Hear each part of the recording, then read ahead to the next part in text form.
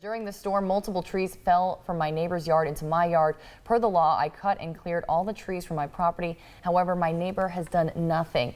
They are on the fence of his property, and just this weekend, one rolled off and killed my power. What can I do? It's a good question, Blake.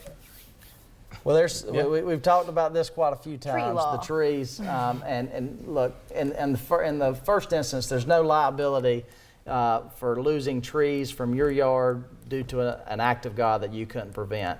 The issue here, though, is we have trees that have been left for some time, and the issue is what did he reasonably, the neighbor, what should the neighbor reasonably have done under the circumstances when he had these trees sitting there for so long?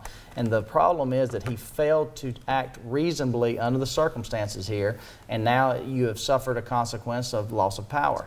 So yes, the neighbor in this scenario can be held liable for not taking action. He's had sufficient time and hasn't done anything, so there can be consequences for any damage to the fence as well as the power situation here.